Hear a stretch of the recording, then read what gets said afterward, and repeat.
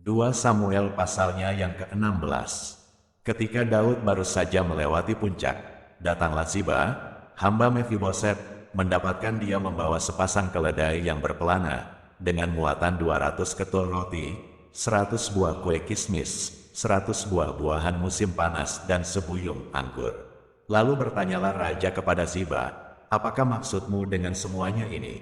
Jawab Ziba, keledai-keledai ini bagi keluarga raja untuk ditunggangi, roti dan buah-buahan ini bagi orang-orangmu untuk dimakan, dan anggur ini untuk diminum di padang gurun oleh orang-orang yang sudah lelah. Kemudian bertanyalah raja, di manakah anak tuanmu? Jawab Ziba kepada raja, ia ada di Yerusalem. Sebab katanya, pada hari ini kaum Israel akan mengembalikan kepadaku kerajaan ayahku. Lalu berkatalah raja kepada Ziba, kalau begitu, kepunyaanmu lah segala kepunyaan Mefiboset. Kata Ziba, aku tunduk, biarlah kiranya aku tetap mendapat kasih di matamu, ya tuanku raja. Ketika Raja Daud telah sampai ke Bahurim, keluarlah dari sana seorang dari kaum keluarga Saul, ia bernama Simei bin Gera. Sambil mendekati raja, ia terus-menerus mengutuk. Daud dan semua pegawai Raja Daud dilemparinya dengan batu, walaupun segenap tentara dan semua pahlawan berjalan di kiri kanannya. Beginilah perkataan Simei pada waktu ia mengutuk, enyahlah, enyahlah, engkau penumpah darah, orang Dursila. Tuhan telah membalas kepadamu segala darah keluarga Saul, yang engkau gantikan menjadi raja. Tuhan telah menyerahkan kedudukan raja kepada anakmu Absalom. Sesungguhnya, engkau sekarang dirundung malang, karena engkau seorang penumpah darah. Lalu berkatalah Abisai, anak Zeruya, kepada raja, mengapa anjing mati ini mengutuki tuanku raja? Izinkanlah aku menyeberang dan memenggal kepalanya. Tetapi kata raja, apakah urusanku dengan kamu, hai anak-anak Zeruya? Biarlah ia mengutuk, sebab apabila Tuhan berfirman kepadanya, kutukilah Daud, siapakah yang akan bertanya, mengapa engkau berbuat demikian? Pula kata Daud kepada Abisai dan kepada semua pegawainya, sedangkan anak kandungku ingin mencabut nyawaku, terlebih lagi sekarang orang Benyamin ini. Biarkanlah dia dan biarlah ia mengutuk, sebab Tuhan yang telah berfirman kepadanya demikian. Mungkin Tuhan akan memperhatikan kesengsaraanku ini dan Tuhan membalas yang baik kepadaku sebagai ganti kutuk orang itu pada hari ini. Demikianlah Daud melanjutkan perjalanannya dengan orang-orangnya, sedang Simei berjalan terus di lereng gunung bertentangan dengan dia dan sambil berjalan ia mengutuk, melemparinya dengan batu dan menimbulkan debu. Dengan lelah sampailah raja dan seluruh rakyat yang ada bersama-sama dengan dia ke Yordan, lalu mereka beristirahat di sana. Maka Absalom dan seluruh rakyat, orang-orang Israel, sampailah ke Yerusalem, dan Ahitofel ada bersama-sama dengan dia. Ketika Husai, orang Arki, sahabat Daud itu, sampai kepada Absalom, berkatalah Husai kepada Absalom, hiduplah raja. Hiduplah raja. Berkatalah Absalom kepada Husai, inikah kesetiaanmu kepada sahabatmu? Mengapa engkau tidak pergi menyertai sahabatmu itu? Lalu berkatalah Husai kepada Absalom, tidak, tetapi dia yang dipilih oleh Tuhan dan oleh rakyat ini dan oleh setiap orang Israel. Dialah yang memiliki aku dan bersama-sama dengan dialah aku akan tinggal. Lagi pula, kepada siapakah aku memperhambakan diri? Bukankah kepada anaknya, sebagaimana aku memperhambakan diri kepada ayahmu? Demikianlah aku memperhambakan diri kepadamu. Kemudian berkatalah Absalom kepada Ahitofel, berilah nasihat, apakah yang harus kita perbuat? Lalu jawab Ahitofel kepada Absalom, hampirilah gundik-gundik ayahmu yang ditinggalkannya untuk menunggui istana. Apabila seluruh Israel mendengar bahwa engkau telah membuat dirimu dibenci oleh ayahmu, maka segala orang yang menyertai engkau akan dikuatkan hatinya. Maka dibentangkanlah kemah bagi Absalom di atas soto, lalu Absalom menghampiri gundik-gundik ayahnya di depan mata seluruh Israel. Pada waktu itu nasihat yang diberikan Ahitofel adalah sama dengan petunjuk yang dimintakan daripada Allah. Demikianlah dinilai setiap nasihat Ahitofel, baik oleh Daud maupun oleh Absalom. 2 Samuel pasalnya yang ke-17. Berkatalah Ahitofel kepada Absalom, izinkanlah aku memilih 12.000 orang. maka aku akan bersiap dan mengejar Daud pada malam ini juga. Aku akan mendatangi dia, selagi ia lesu dan lemah semangatnya, dan mengejutkan dia. Seluruh rakyat yang ada bersama-sama dengan dia akan melarikan diri, maka aku dapat menewaskan raja sendiri. Demikianlah aku akan membawa pulang seluruh rakyat itu kepadamu, seperti seorang mempelai perempuan kembali kepada suaminya. Jadi, engkau mencari nyawa satu orang saja, sedang seluruh rakyat tetap selamat. Perkataan ini disetujui oleh Absalom dan oleh semua tua-tua Israel. Tetapi berkatalah Absalom, panggillah juga Husai, orang Arki itu, supaya kita mendengar apa yang hendak dikatakannya. Ketika Husai datang kepada Absalom, berkatalah Absalom kepadanya, demikian, beginilah perkataan yang dikatakan Ahitofel, apakah kita turut nasihatnya? Jika tidak, katakanlah. Lalu berkatalah Husai kepada Absalom, nasihat yang diberikan Ahitofel kali ini tidak baik. Kata Husai pula, engkau tahu bahwa ayahmu dan orang-orangnya adalah pahlawan, dan bahwa mereka sakit hati seperti beruang yang kehilangan anak di padang.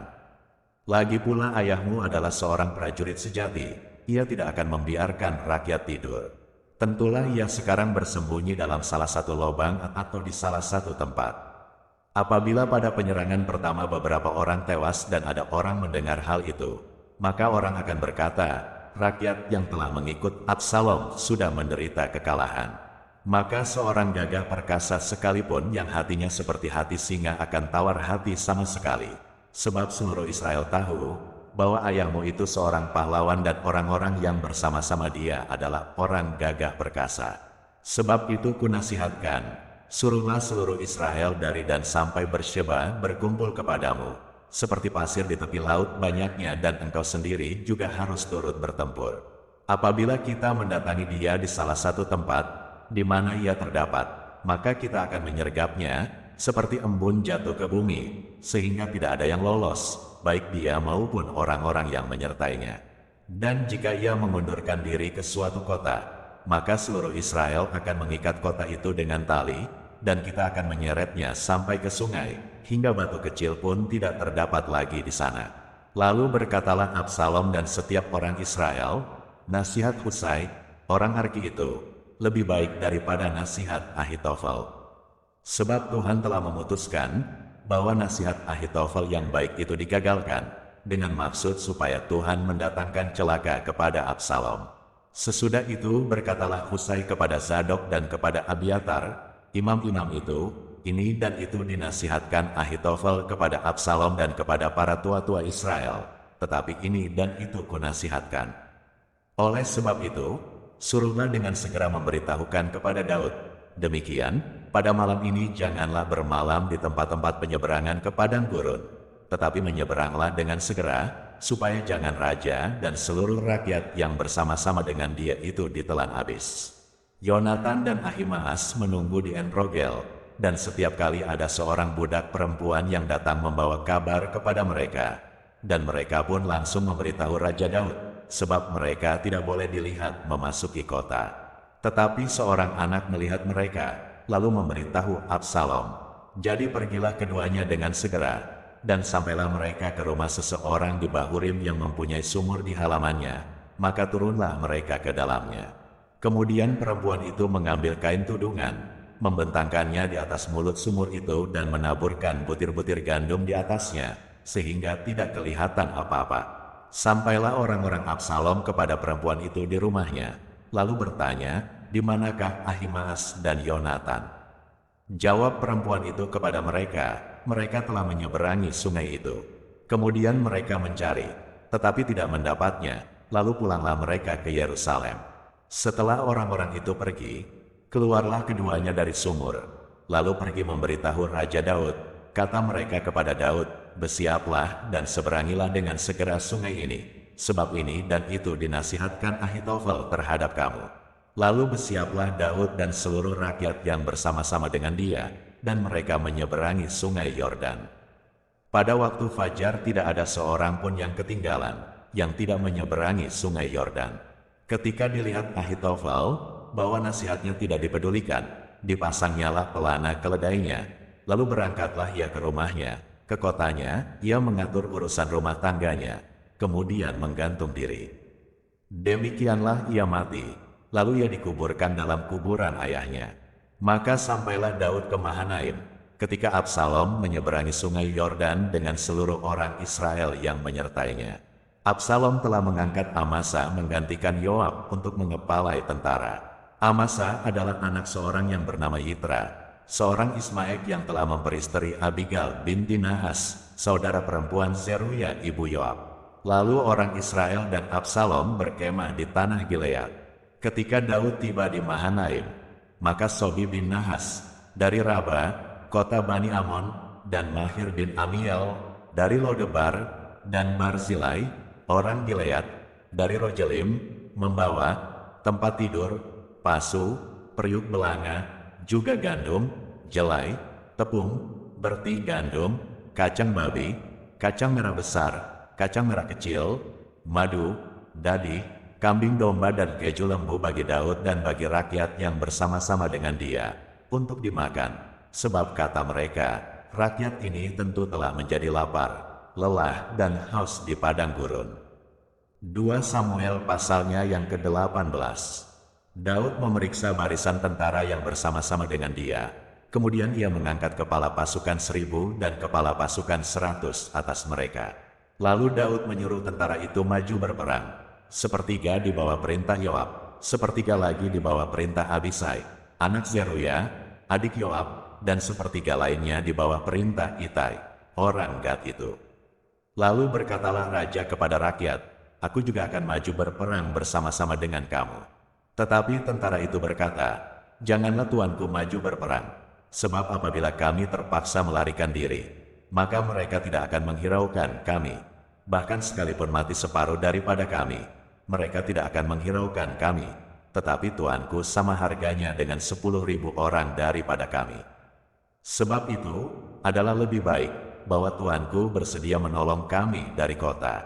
Kemudian berkatalah raja kepada mereka, apa yang kamu pandang baik akan kuperbuat. Lalu berdirilah raja di sisi pintu gerbang dan seluruh tentara itu berjalan keluar, beratus-ratus dan beribu-ribu. Dan raja memerintahkan kepada Yoab, Abisai dan Itai, demikian, perlakukanlah Absalom, orang muda itu dengan lunak karena aku. Dan seluruh tentara mendengar, ketika raja memberi perintah itu kepada semua kepala pasukan mengenai Absalom. Lalu tentara itu maju ke padang menyerang orang Israel, dan terjadilah pertempuran di hutan Efraim.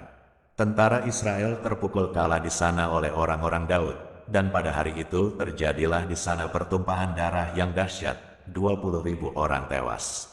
Kemudian pertempuran meluas dari sana meliputi seluruh daerah itu, dan hutan itu memakan lebih banyak orang di antara tentara daripada yang dimakan pedang pada hari itu. Kebetulan Absalom bertemu dengan orang-orang Daud. Adapun Absalom menunggangi Bagal. Ketika Bagal itu lewat di bawah jalinan dahan-dahan pohon tarbantin yang besar, tersangkutlah kepalanya pada pohon tarbantin itu, sehingga ia tergantung antara langit dan bumi, sedang Bagal yang dikendarainya berlari terus. Seseorang melihatnya, lalu memberitahu Yoab, katanya, aku melihat Absalom tergantung pada pohon tarbantin. Yoab berkata kepada orang yang memberitahu kepadanya itu, apa? Jika engkau melihatnya, mengapa engkau tidak membanting dia ke tanah di tempat itu juga? Maka selayaknya aku memberi engkau 10 shikal perak dan 1 ikat pinggang. Tetapi orang itu berkata kepada Yoab, sekalipun aku mendapat 1000 shikal perak di telapak tanganku, takkan aku menjamah anak raja itu. Sebab di depan telinga kamilah raja memberi perintah kepadamu dan kepada Abisai dan kepada Itai. Katanya, lindungilah Absalom orang muda itu, karena aku. Sebaliknya, jika aku mencabut nyawanya dengan khianat tidak ada sesuatu pun yang tinggal tersembunyi kepada raja, maka engkau akan menjauhkan diri. Tetapi Yoab berkata, aku tidak mau membuang-buang waktu dengan kau seperti ini. Lalu diambilnyalah 3 lembing dalam tangannya dan ditikamkannya ke dada Absalom, sedang dia masih hidup di tengah-tengah dahan pohon tarbantin itu. Kemudian 10 bujang, pembawa senjata Yoab, mengelilingi Absalom, lalu memukul dan membunuh dia. Sesudah itu Yoab meniup sangkakala, sehingga tentara berhenti mengejar orang Israel, sebab Yoab mau menahan tentaranya itu. Lalu mereka mengambil mayat Absalom dan melemparkannya ke dalam lubang yang besar di hutan itu. Kemudian mereka mendirikan di atasnya timbunan batu yang sangat besar. Dan seluruh orang Israel melarikan diri, masing-masing ke kemahnya. Sewaktu hidupnya Absalom telah mendirikan bagi dirinya sendiri tugu yang sekarang ada di lembah raja. Sebab katanya, aku tidak ada anak laki-laki untuk melanjutkan ingatan kepada namaku.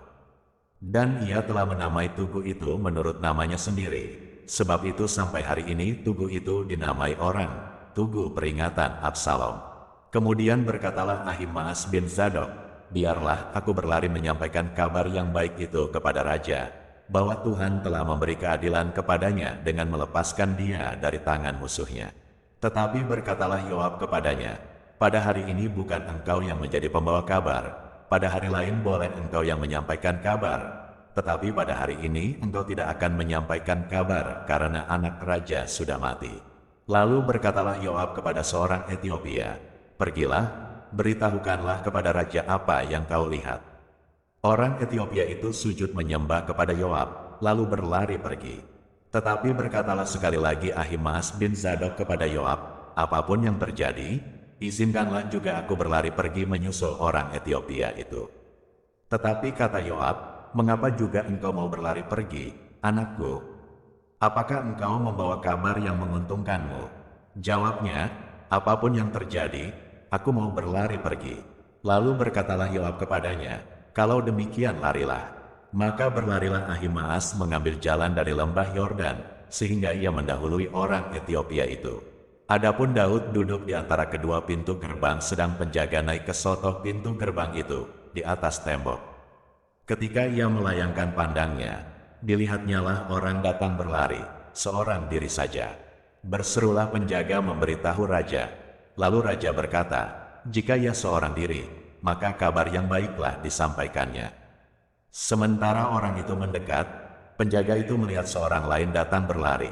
Lalu penjaga itu menyerukan kepada penunggu pintu gerbang. Katanya, lihat, ada lagi orang datang berlari, seorang diri. Berkatalah raja, itu pun pembawa kabar yang baik. Sesudah itu berkatalah penjaga, aku lihat cara berlari orang yang pertama itu seperti cara berlari Ahimaas bin Zadok. Berkatalah raja, itu orang baik, ia datang membawa kabar yang baik.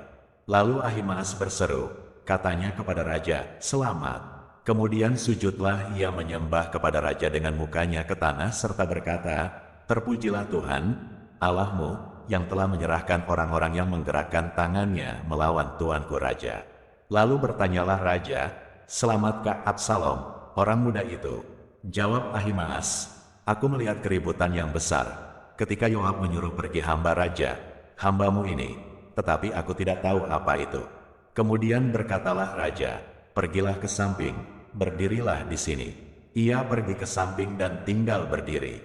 Maka datanglah orang Etiopia itu. Kata orang Etiopia itu, tuanku raja mendapat kabar yang baik, sebab Tuhan telah memberi keadilan kepadamu pada hari ini dengan melepaskan tuanku dari tangan semua orang yang bangkit menentang tuanku. Tetapi bertanyalah raja kepada orang Etiopia itu, selamatkah Absalom, orang muda itu? Jawab orang Etiopia itu, biarlah seperti orang muda itu musuh tuanku raja dan semua orang yang bangkit menentang tuanku untuk berbuat jahat. Maka terkejutlah raja dan dengan sedih, ia naik ke anjung pintu gerbang lalu menangis. Dan beginilah perkataannya sambil berjalan, anakku Absalom, anakku, anakku Absalom. Ah, kalau aku mati menggantikan engkau, Absalom, anakku, anakku.